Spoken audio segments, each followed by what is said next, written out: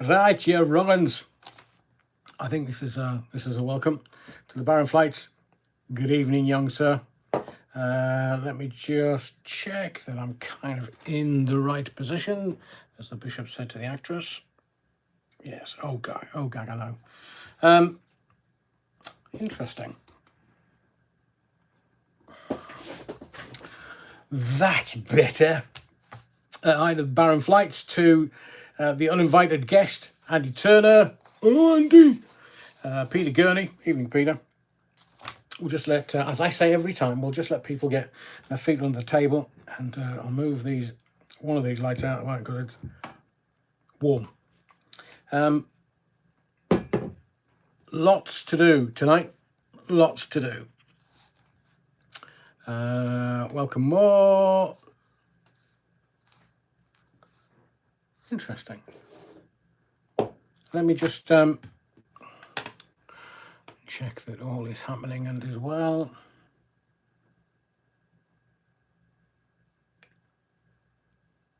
That is very curious.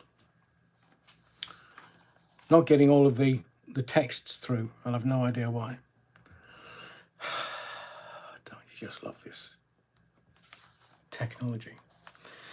I shall remain calm because we've got some very serious things to talk about. It's a minute after 7. Obviously, I give people a couple of minutes because not everybody can remember. Let me just... That is very... that's why. Paul Butterfield. Evening, Paul. Evening, chaps. I do hope this works, because normally when I'm talking to you, it's playing in the background.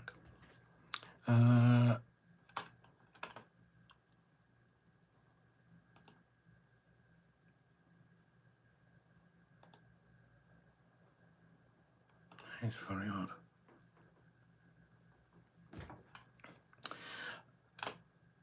And now they've disappeared. Oh, you saved my life. Andy Turner, you're to wrong. Didn't realise you were so polite. I've got your ugly mug on the big screen. Yeah, wrong. I'm not quite sure what's happening. I'm getting some of the texts on my phone, which I can't really see because I'm as blind as a bat. And I've got some on my computer. It is most bizarre. But, so, housekeeping. Firstly, there's another live next Sunday. Now, the reason why it's 1900 or 7 o'clock today is simply because... Hang on, learn more. Oh, for God's sake, man. My life.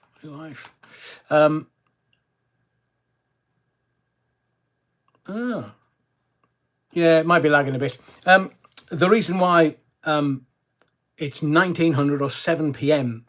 tonight is because a lot of people were contacting me saying, oh, come on, Adrian, stuff to do on a Sunday, man. You know, even Jesus Christ gets a day off. Can you make it later? So we're seeing how 7 o'clock goes on a Sunday, because 5 o'clock was quite successful. We'll see how 7 o'clock goes. Next weekend, obviously, it's the Alarmageddon at 3 p.m. So we'll see how that goes. So we'll do another 7 o'clock next Sunday. And then we'll see how it goes. And if 7 o'clock is more successful than 5 o'clock, then we'll stay at 7. If it's not, then we'll go back to 5. You know, we're just finding our way, just feeling our way through things. Blimey, I look a bit... You can virtually see up my nose. So the next live, St. George's Day, and we will kind of celebrate it the best way we can. But, you know, we've had St. Patrick's Day and all the other saints' days for the other United Kingdoms. So please just allow the red and white to have their day next Sunday. St. George's Day. St. George. Some of them go, oh, he was from Lebanon. I think you'll find he was Knight Templar. That'll put that into a cocktail. Maybe. And I'm getting people saying, here, have you unsubscribed me? Oh, I can't do that. Only YouTube can do that. So please check please, please, please check that you are subscribed. If you've been subscribed for a long time, well, we've only been here 6 months, so if you've been here since the beginning, then please, please, please, please check that you are subscribed to the channel, because some people have been contacting me going, Ryan, what are you doing? I haven't touched anything. It's a bit bizarre. So subscribe, make sure you're subscribed, ding the bell, because we've got a few things happening this week. I'm trying to get some radio archive out for you. I'm trying to get another Belfield video, and this time I don't want to go into too much detail here, but I will in a little while. I'll tell you what it's about, because there was a time during, when the Jibber Jabber and Charlie Victor 19 was around and nobody could go anywhere. A friend of mine works out in Benidorm, dear friend, and the convicted stalker tried to cancel him and the other entertainers out in Benidorm. So that next video, of which I have exclusive information, that my dear friend Arm, why is he called Arm? Like a baby's arm with an orange in it. So he's, if you don't know the gag, that I ain't going to tell you, because YouTube won't let me. And I want to start this with, it's kind of an explanation, but it's not going to be an explanation-ish, if that makes any sense. I'm going to read you Article 10 of the Human Rights Act, 1998. Now, I've read it before, but I feel it's appropriate at this particular moment. Article 10 of the Human Rights Act in 1998. It's freedom of expression. Everyone has the right to freedom of expression. This right shall include freedom to hold opinions and to receive and impart information and ideas without interference by public authority and regardless of frontier.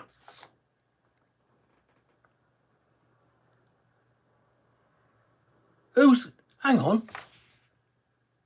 I think there's a lag or delay with the comments, so forgive me if I'm getting hold of the wrong end of the stick. So that is Article 10 of the Human Rights Act 1998, which means that, I can say whatever I want. You can say whatever you want within reason. And the Baron flags, no, you didn't, did you? But Article 10 is statute law in the United Kingdom. Has been since 1998.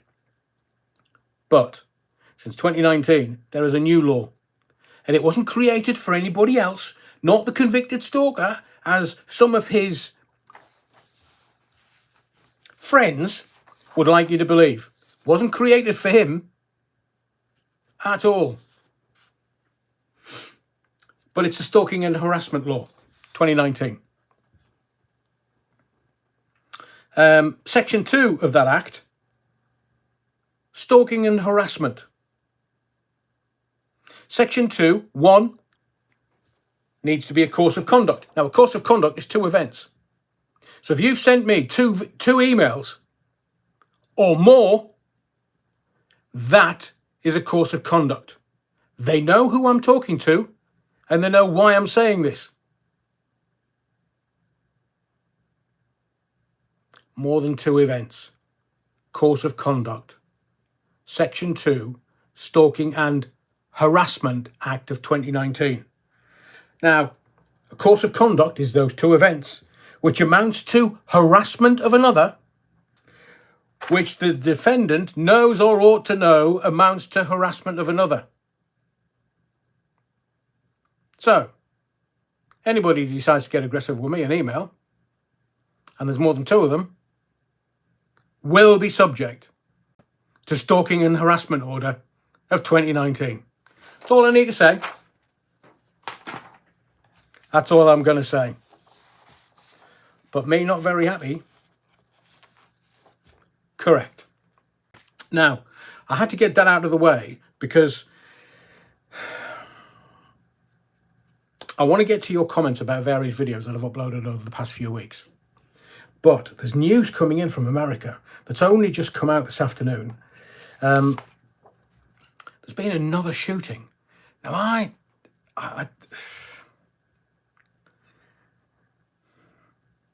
I am a man that can talk all day and all night and then go again in the morning without any sleep. I can talk the hind legs off a donkey and send it to sleep. But I sometimes, there are things that I just, and we'll get to the pervert llama in a little while, there are some things that I just find so incredulous in today's society and life that I find it very challenging to be able to eloquate feelings, because this is an emotional reaction. There's been another shooting in America. It's at a 16th birthday celebration in downtown Dadeville, Alabama. 20 people injured at the last count. 6 dead, mostly teenagers, at a 16th birthday party, 16th birthday celebrations. 6 dead, 20 injured, mostly teenagers. And I look at that and I think, am I living in some ethereal land where I'm going to wake up in a minute and go, oh, that was a bad dream. What was that about? That's not the only one this week. 6 people shot around Chickasaw Park in Louisville, Kentucky. 2 killed, 1 still in a critical condition. That's not all. 2 shot in Lincoln University, Chester County, PA. That's not all. More shot in Chicago. 332 million citizens and 400 million guns. Now, if we have any Americans watching this, can you explain to me why you actually need a gun? Is it because America is so violent, everybody needs a gun? Because they're not being used what I presume they should be used for. Self-defense. I know that you never have anybody break in your house because they don't know whether they're going to get shot or not. But please, there's kids being shot now, shot dead, schools, birthday celebrations, people that are upset. Some male that wanted to be female, I think it was. So a trans individual just decides to loose off bullets in a school. I mean, irrespective of the other arguments within that situation, is it gang on gang? All of this? Have we now just got feral youth? It's the world over. We don't have guns in the United Kingdom, but sure as eggs are eggs, they're using them. So I literally have no words for a situation in a country that I've visited a few times, but they're human beings. So this brings me to a question. The last couple of years, the jibber jabber, Charlie Victor, 19, has that created a mental health epidemic world over?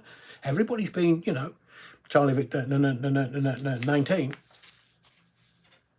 Nobody could get out. Nobody could go anywhere.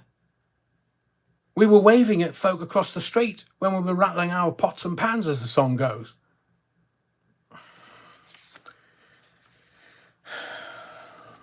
Now, look, I'm not some tree-hugging hippie.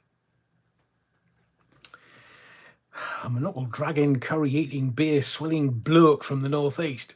Don't do hippie stuff. I don't hug trees much. Are we as a collective, because I know, and this is me I haven't really thought this through. This is literally just a reaction to the news that's coming in this afternoon. Are we now individuals everywhere? Everything is about the individual, whether it be social media, whatever the platform is about. We're now just individuals. We've lost community. We've lost the greater good. At the beginning of lockdown, there was guys in my street getting contacting the elderly. If there's anything you know, anything you need, do you want me to do some shopping for you? It was that collective. We had the NHS collective protecting us. But now, teenage kids, I mean, I know they're as mad as hatters, but that's just teenagers finding themselves. I know we've got drug problems, but again, teenagers just finding themselves. And as frustrating as that is, there are some teenagers that have lost their life. So, keep an eye on what is going on in America, because I think in a couple of months they're going to bring in digital currency in America. I think they're doing that in October, Europe-wide. So maybe this is a distraction. I don't know. But we're the collective. We're humankind. Surely we can strive together to make... That's what I mean. You know, people will just say, oh, blimey, Adrian, you're just hugging trees. No. Humankind knows the greater good. We innately know the greater good from being a child. Why can't we make this a safer and more compassionate world? Surely America's not that broken that it can recognize what is happening and do something about it. Or is America just about the Benjamins? And nobody cares about humans. They're just collateral, so long as we make the Benjamins. And they can just print more. Are we able to turn this around and find the opportunity in the crisis? Is this a mental health crisis from lockdown? And remember, hate won't defeat hate. Only love will do that, if I may be so bold. Now let's get to this pervert. I've started a little poll because I really would like to know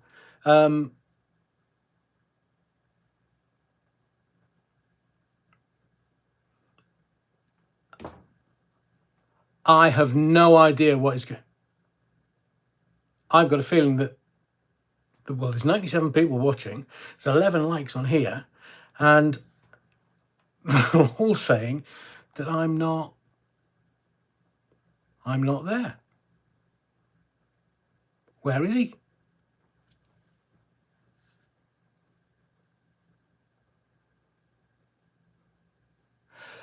Literally, I have no idea whether I am live. Can somebody just send me a quick text and tell me whether they can see me and hear me? Because it looks like there's a lot of people on text can't. All right, okay. Brilliant. Don't know what's going on. So there's a poll that I started running this afternoon. I wanted to know how you felt about the Lama drama that's come out this week in the media. And the poll so far, I gave you 3 options. 1, perverted. 1, misunderstood. 2, perverted. 3, simply shocking. And how you found this news about the Lama drama. Thank you. Somebody's just texted me from somewhere in the world. I can see you and hear you. I have no idea who that is. So I gave you 3 options. And currently the poll is running at misunderstood, 16%. This is the Dalai Lama asking to kiss a 12-year-old boy and then asking a clearly uncomfortable 12-year-old boy who's sitting on his lap to suck his tongue. Now, I don't know whether you've seen the video or not, but the video is there. His people is... I've only got one guy in France. Afternoon. So his people have recognised and acknowledged the video is real. And they've tried to give some justification for an old boy wanting a 12-year-old boy to suck his tongue. Now, I would love to know your opinion in the comments, because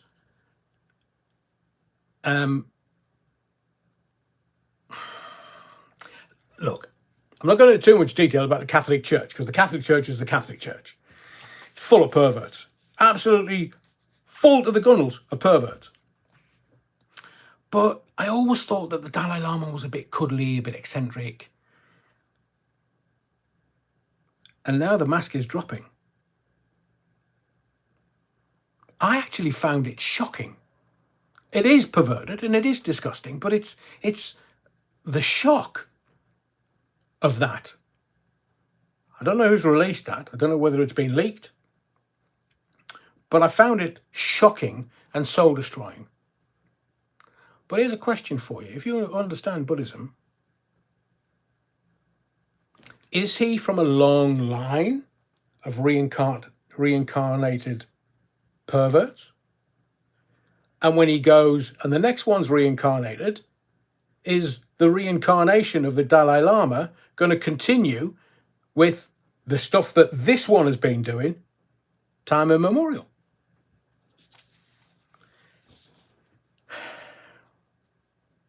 Disturbing is an understatement. Have a look at the video if you can. It's everywhere, literally everywhere. Kiss a 12-year-old and then have the 12-year-old suck his tongue. And then some of his people try and justify it by saying, oh, well, we apologise. The victim just requested a hug, so the Dalai Lama was just being friendly. Then he'll apologise to the boy, the family and friends any hurt his words may have caused. It wasn't his words, it was his actions. Now, is it his holiness or his horniness? He often teases people he meets in an innocent and playful way, even in public or in front of cameras. Even Michael Jackson didn't come out and say, suck me tongue. Please. Will more come forward? Do people still believe in him? Will people still give him a second chance? But what? It was too far. Way too far. I'd love to know your thoughts in the comments, please. I'm going to get to your comments from some of the videos in a moment, but we have some good news. The X-Files is to return.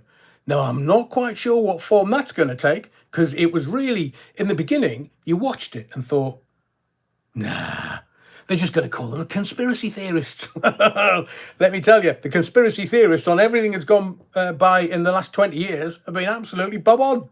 So what on earth is the X-Files going to be running? It's made up, obviously. And I can't remember how I got to this, but oh yes, it was the Lama drama.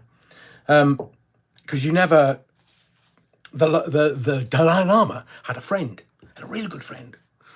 Now, that for legal reasons, that's as far as I can go. But there was a great story that went around in the 80s. It was one of those stories that you used to tell to people who didn't know at kind of showbiz parties or, polite cocktail parties. I used to trot it out all the time because I thought it was as funny as. But have you heard of the Pet Shop Boy story and the gerbils in the 80s? And I was told, and I've been laughing about this for the last 24 hours, seemingly there was a couple of guys, basically, and I have to sort of dance around this a little bit. So basically, there were guys in the 80s who, the cardboard tube of a toilet roll holder. They used to buy gerbils. That's why they were called Pet Shop Boys. This is not the music. This has nothing to do with the musical group. This has nothing to do with that fabulous duo that make amazing music. It's got nothing to do with them. It's curious how they came by the same name, though. So they were called in America the Pet Shop Boys. And basically, they'd go and buy gerbils, and the gerbils would be declawed, and they would have the cardboard tube, and it would be inserted where the sun don't shine, and then they put the gerbil in. No idea, literally no idea. I mean, it's like the person that first drank milk. They looked at the cow, saw the teat, and go, right, I'm going to tug on that, and the thing that comes out of it, I'm going to drink. So it's like they've decided that putting a gerbil where the sun don't shine is like a thing. So anyway, these two guys are in the middle of all that, and the guy says, look, you're going to have to get it out. You're going to have to get it. And the guy, well, I can't see it.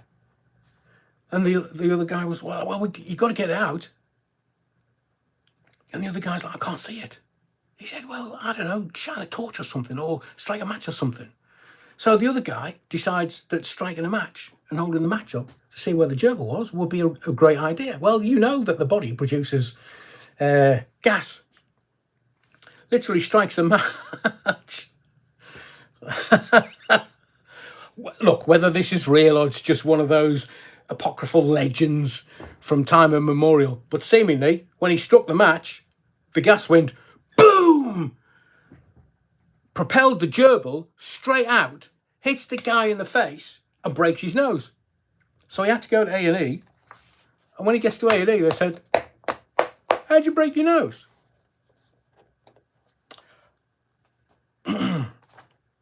So, if you want to, go and Google it, because you can. And it's connected with one of the pervert llamas, the llama drama. It's one of his mates. That's what I heard in the 80s, but, you know, I've had to dance around a little bit, but so laughed at that in the 80s. Right, to some of your comments, you wrongin'. Alan's just said, yeah, wrongin'. I just said as I was having me lunch, I've not heard from AA for a while. And up pops this. Looking forward to it. Cheers, Alan. Much appreciated. To IP Daily. You're keeping quiet about the relationship you had with Alex Belfield, you dirty old man. IP Daily. What are you insinuating? I told you he was a friend. And I've also tell you, I'm as straight as a die. Mate, what are you insinuating? The Saints #1. Adrian, you must look up Daniel Larson. He's unbelievable. Well, I tried to Google earlier, and I'm not quite sure what I'm looking for. Am I okay? Is it suitable? Is it NSFW, not suitable for work? Is it kind of okay? Is it this side of legal? Tell me the Saints #1 before I go and get myself into trouble. Patricia Engels. That'll perk me right up, Adrian. See you at 7. Hi, Patricia. And on the never leave a couple of wrong-uns in charge of your radio station, something will always happen. The mentally ill poet / writer says, I'm confused. Who is Helen? And where did she spring from? Well, because we were outside of the station, the radio station was being broadcast from within. So we were on 2 phones outside what was going on outside, and that was being relayed through the desk out onto people's radio sets. So we thought there was nobody in the building. That's why we did it. We did it because we thought we'd get away with it and nobody would find out. And I told the stud muffin, bring the key. And he said, yeah, okay. But then he gets outside and thinks, oh, Adrian must have said he's going to bring the key. So I don't need it. So I get outside, he's outside, we haven't got the key, it's locked. So Helen was one of the journalists who must have been working somewhere else in the building that we had no idea, because it's quite a big building, that we had no idea. And I am ever thankful that Helen, the journalist, came and helped us. She was obviously listening to it, because it was piped through the station, which is why we couldn't stay within the building, because you'll get something called feedback. The audio would go through the phone, then out of the speaker, into the phone, out of the speaker, into the phone. It creates an audio circuit called Howl Round. And that's what happened. Thankfully, not. So Helen was a journalist who saved our bacon. God, we had some nights. I can't really. That was one of the ones that got past the censor, if you know what I mean. Alan writes, OMG, Adrian, you should write a book about your stories. So funny, I literally laughed out loud. Thank you, Alison. Thinking about it, there are some stories that I won't be able to tell. I'll find a way, though. Monkeypox, Scum, one of the finest films ever made, still to this day, because we were talking about Who's Your Daddy that we used in South Wales, and it was taken from the film Scum. Thank you to my dear friend Jasper Blakely, the genius who I was having a conversation with in the office.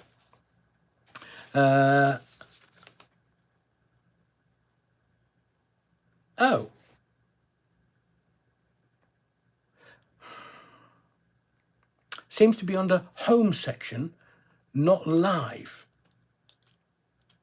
I've no clue. I've literally no clue. I'll try and sort it out once I've finished. Dale Steele. Unless people are watching the wrong live. I don't. Dale Steele. Ray Winston plays a hard man. He's not really hard. LOL. No actors are hard. You have to be a certain type of lemon to be an actor, mincing around the place. Ooh, Dale, you underestimate. Honestly, I'll tell you in a second. And who's Stud Muffin? Well, Stud Muffin was the guy that answered my phones and then piped the various calls through through to me in the studio. So basically, he answered the phone, decided whether they were good enough to go on, so long as they weren't so inebriated that they couldn't talk, although in South Wales I couldn't tell the difference. So he would then answer them, get all the details, and he would pass them through to me onto a pad. Now we would have 10 to 20 calls lined up.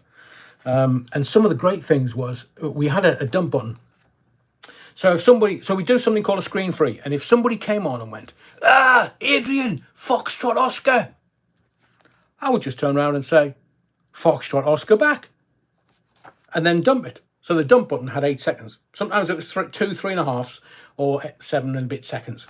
So as long as I had enough time and I pressed the dump button, it disappeared. Never went on air, never was broadcast.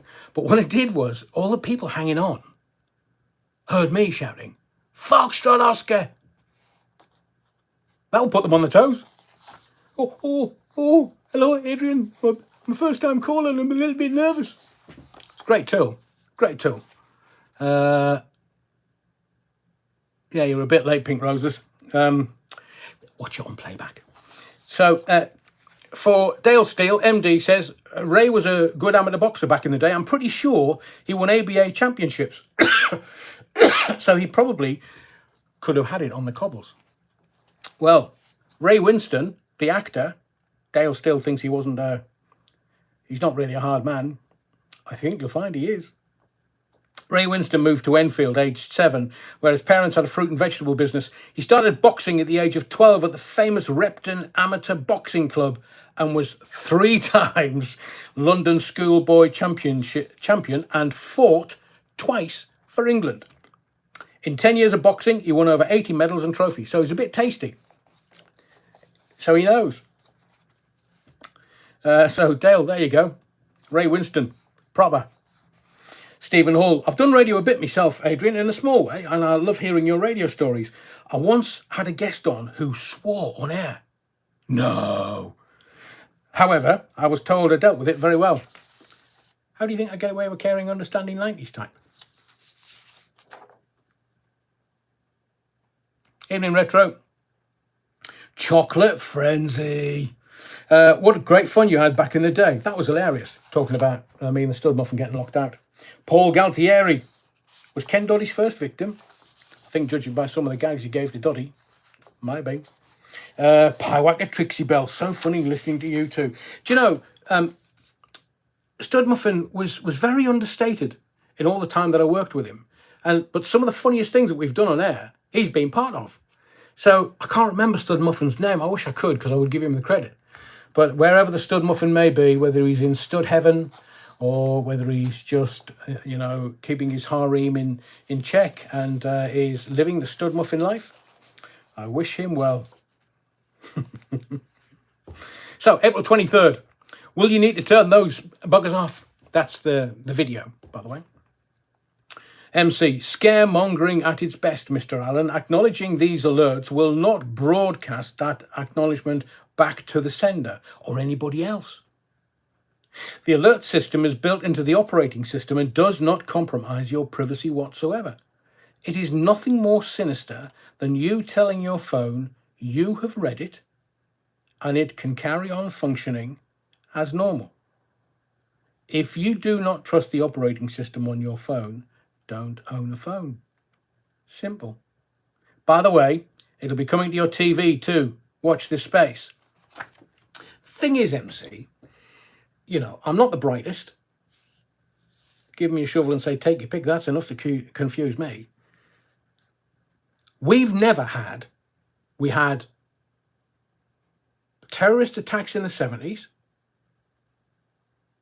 But the more recent terrorist attacks, 7/7 and the Glasgow airport, at the Weege, the Glaswegians didn't run away. They ran towards it, dragged him out of the car and gave him a kicking. Terrorists. Don't need alerts. Just send a bunch of Ouijas in. They'll sort them out. Now, I don't mean to decry the terrorist attacks that we've had in this country, but the London attacks, the Birmingham attacks, the various attacks around the country, Do we need to tell somebody in Northumbria? Do we need to tell somebody in Norfolk? Do we need to tell somebody in Devon what's happening in London? Why have we got a national alert? And remember, I'm only going to say this to you. Oh, by the way, climate change. 2 words, ozone layer. So in the 80s, we were told chlorofluorocarbons were going to kill us all because they were creating this hole in the ozone layer. It repaired itself.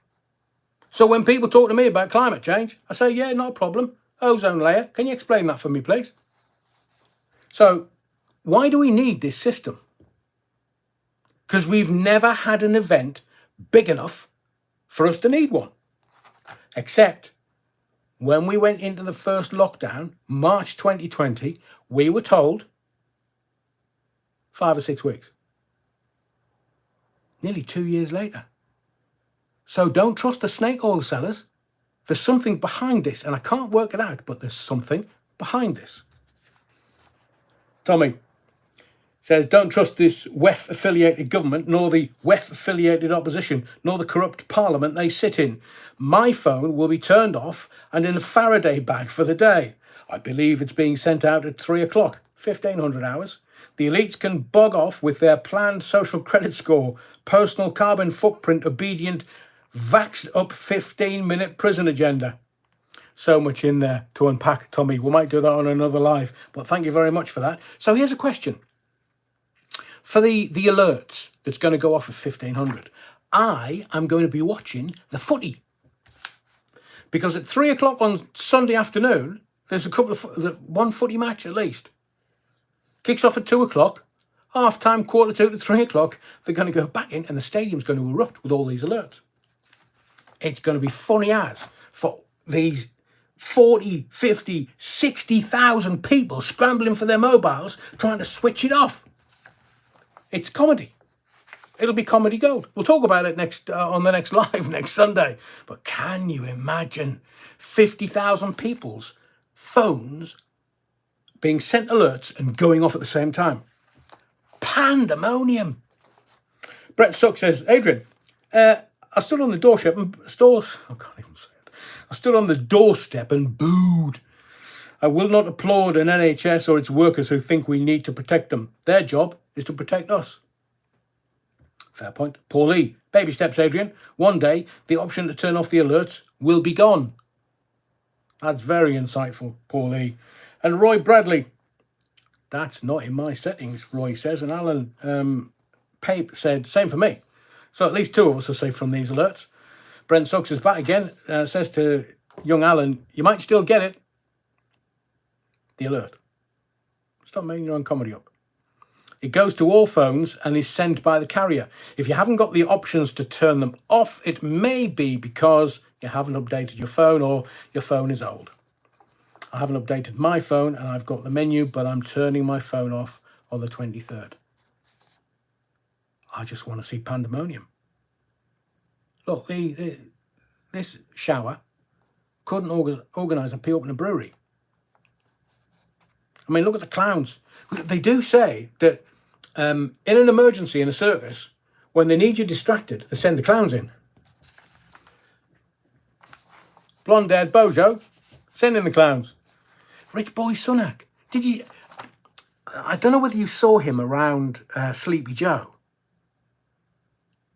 He looked like head boy who really wanted to please the headmaster. And I swear, I wish Spitting Image was still around because he would be lamb bastard. He's a Spitting Image puppet man. I swear there's somebody got it. No, we're not going back to Joel's again. No, leave it alone, Adrian. Brett Suck says, it would be funny if everybody in the country switched off on the 23rd. They won't though. I bet most will comply. Well, look at the last 3 years. And how many people, because I think people think it's about doing the right thing. So if people believe they can do the right thing, they will do what they think is the right thing. Unless you're Tony Blair, of course, warmonger. Alan Pape, oh dear, they really like learning the hard way. When they're locked inside their 15-minute cities, then they might get the message on their phones. Oof, brutal. Alan Pape, back to Paul Flint. Paul Flint. The whole world has allowed itself to become obsessed with mobile phones and social media. It is so easy to track their movements and obtain sensitive information. These smartphones, actually, closer, are not for our benefit. Of course they're not. I mean, if you look at the way that 2008 when the iPhone came out and all the smartphones, so it's only been 15 years or so. If you look at how we've used it, we have at our fingertips mankind's knowledge going back thousands of years. We've got all this knowledge, and what do?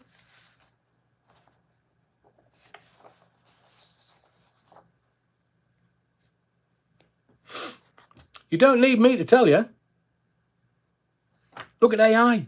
Everybody's going, oh, brilliant, brilliant. And on the other half, going, oh no, we're all going to die. AI is going to kill us. It's the human condition gone mad. Real mad. AI, it's a tool currently, but Elon Musk, I mean, he's a boy that will know. He's not a fan. Maybe because he's not making money from it. Don't know. But I look at AI and I looked this week at, I can create a synthesized version of my voice. I can create an avatar of me. I mean, who would want two of these? But then I can make videos. I can program it to make videos to put stuff out. So technically, here's the thing, I've just thought of it. Technically, if I use an avatar with a synthesized voice, with subject matter that's been computer generated, how could they take me to court for it? They can't, because it's not me. It's computer generated. The gold rush. It's like the new internet. I mean, I've been on the internet since 91. I had a Mac, an Apple Macintosh computer, back in 91. So I've been on the internet, blimey, nearly 30 years. That's more than a generation. Makes me feel old, though. Is AI the new gold rush? I think the messages that I'm looking at are on a different live, so I'm not getting all the ones that are coming through. Paul Lynch says to me, Adrian, do you have the jibber jabber? What difference does it make to you, Paul? I've had COVID, don't need the jibber jabber. Tell you what I did do, make sure I didn't keel over and die. And I've had some dear friends die in the last 3 years.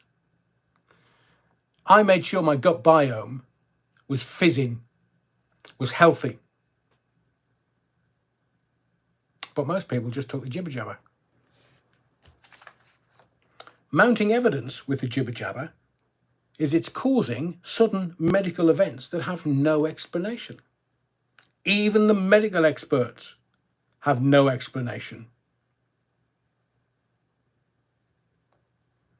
So, Paul, have you had the jibber jabber? Have you got the clots yet? Pericarditis? I think mankind's going to turn against this, but it's going to need a leader. God, my coffee's getting cold. To Sucky Duke, it's completely optional. Nobody but the government can force you to have your phone on that day. Seemingly, you're going to get the alert whether you like it or not. But then again, this is all supposition and conjecture. We're only going to find out at 3 o'clock next Sunday afternoon. That's why I want to do a live at 7 o'clock next Sunday, because then we can talk about it. So then we'll know the reality of what's going on. We'll know what the alert was, what it did, and how it arrived, and what it was. The who, what, when, where, why. So I still maintain, we were told the Charlie Victor 19 was only for 5 or 6 weeks. They lied. Mind you, the blonde-haired bombshell, he said, herd immunity. And actually, as it transpires 3 years later, that could have been right. Except the kids that are falling over with heart attacks, and they're trying to normalise healthy kids, teenagers, early 20s, but kids comparative to me, they're falling over with heart attacks. I mean, what have we done to our kids, man? What have we done? What have we given them?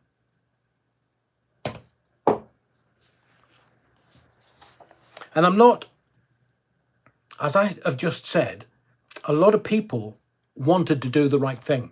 They felt they were doing the right thing. Look, I had raging arguments with some friends of mine who were so blinkered that they couldn't see, and they weren't prepared to just take a step back and go, hang on, what's going on here?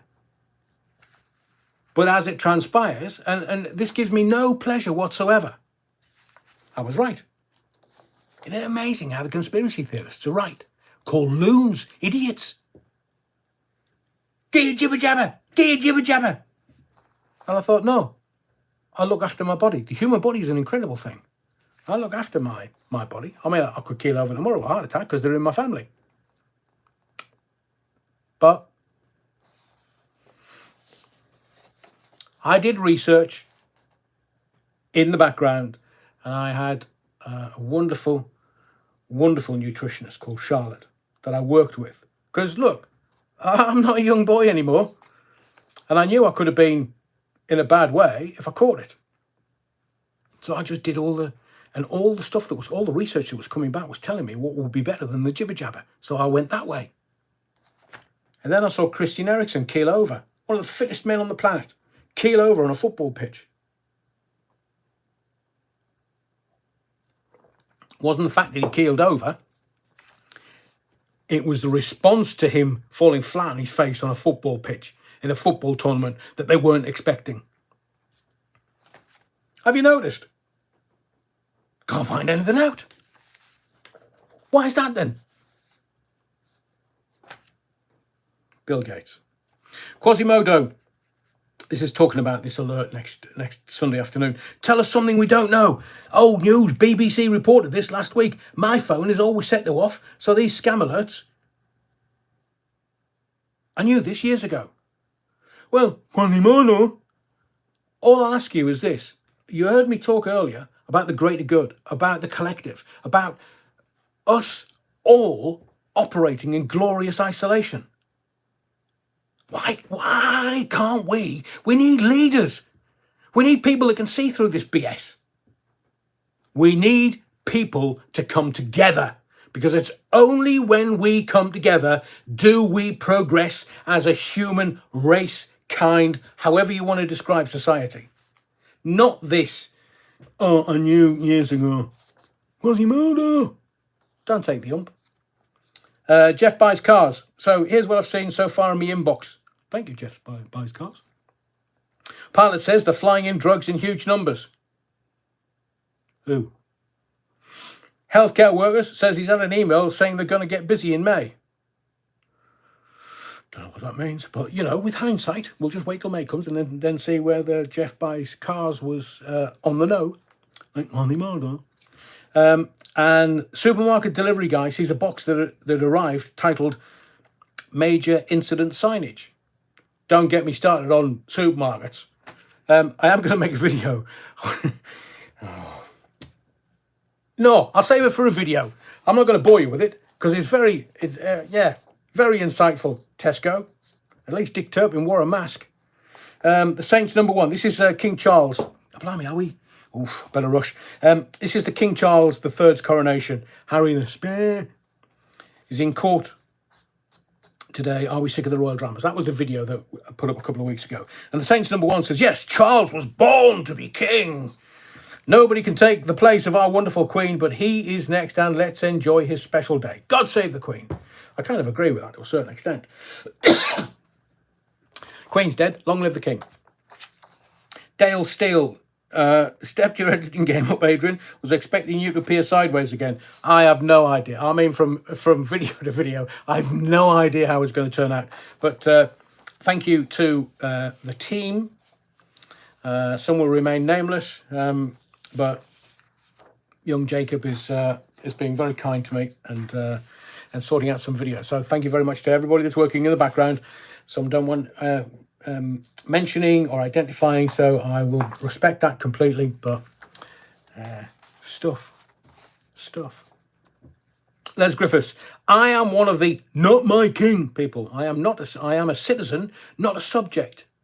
The crown does not own me, nor do I owe it allegiance. I am a human being, not a possession. I am not a number. My loyalty is for my countrymen and women. Oh, well, you know, thank you, Les.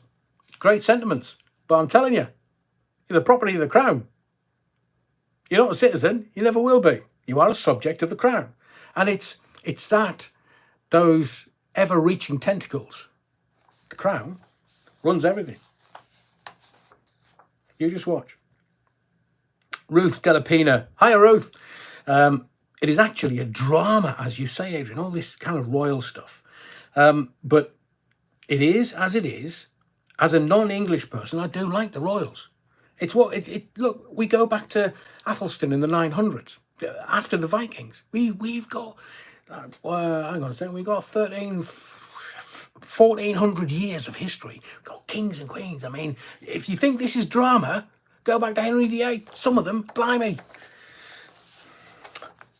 Not the Lama drama, the royal drama. And one of these points that the Prince of Canada, he's on his Todd, he's not brought his missus across. And I thought of this because where I come from, you know, men don't raise their hands, they don't argue with women. They just go to the husbands and go, here, sort your missus out. And if they don't, they sort the men out. So I was thinking about, remember when, oh, he broke me necklace. I mean, Prince of Canada. Necklace? What kind of a man wears a necklace? Well, not a real man, anyway. So anyway, William grabs him, poof, bosh, there you go. Because no doubt he's gone to Harry and said, oi, wrong 'un, sort your missus out. And Harry's like, don't you speak to her. I had a knife pulled on me in a bar once. Bring him back. I mean, this is 40 years ago. Sitting in the bar with my mate, drinking. And this girl walks past and knocks my pint over. I was like, oh, for crying out loud. And this guy goes, what's wrong? I said, oh, it's all right. Your partner's just knocked my pint over. And he went, that woman's my wife. I said, well, it's all right. She just knocked me beer over. I'll just get a new one.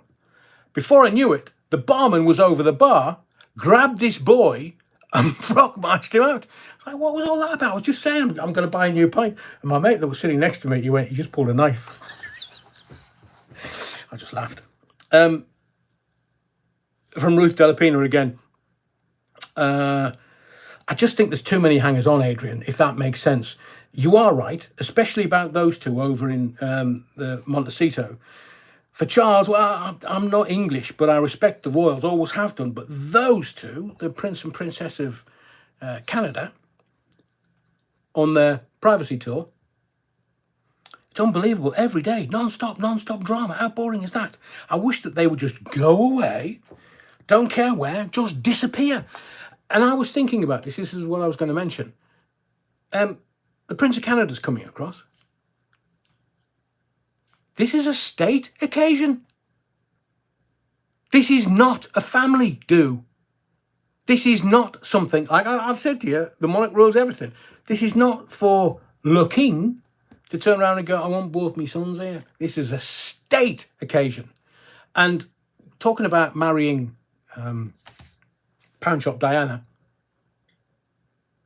if the Queen had said no to the wedding, can you imagine how much the royal family would have been besmirched and tarred with the racism brush? But then Harry could have gone, he would have had to have gone, because he needed the Queen's consent.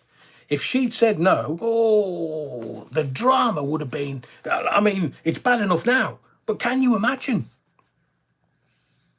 So he would have to go to Parliament and the government. I want to marry you. Honestly, this boy, his brain's so small, if you blow up his nose, he'll go off like a referee's whistle.